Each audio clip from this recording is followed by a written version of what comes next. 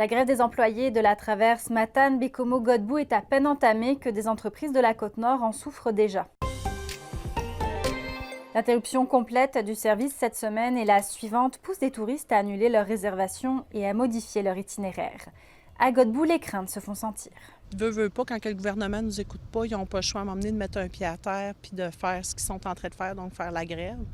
Mais c'est sûr que mon côté boss d'entreprise, il y a quand même une certaine inquiétude pour la clientèle. On commence à se faire connaître par la clientèle de la STQ. Le processus de conciliation a débuté hier entre la CSN et la Société des traversiers du Québec.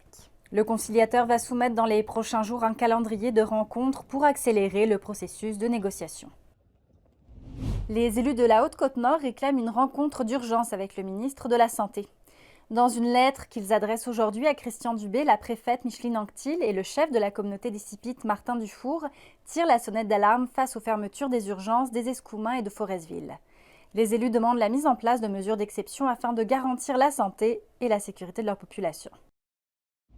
Dans les cas de poussière, que ce soit à Strange Lake ou à cette île, éventuellement, il peut y avoir une accumulation à travers les voies respiratoires des organismes, ou il peut y avoir un dépôt sur différents aliments qui peuvent être consommés. Et le projet de l'entreprise Métaux Torngat, qui compte construire une raffinerie de terres rares et y entreposer des déchets miniers à cette île, revient dans l'actualité.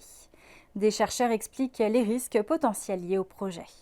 Si la radioactivité des éléments comme l'uranium et le thorium ne semble pas constituer un risque majeur, les experts surveillent l'impact potentiel que les poussières des résidus pourraient produire. Et pour plus de détails sur le sujet, vous pouvez surveiller la page Ici Côte-Nord.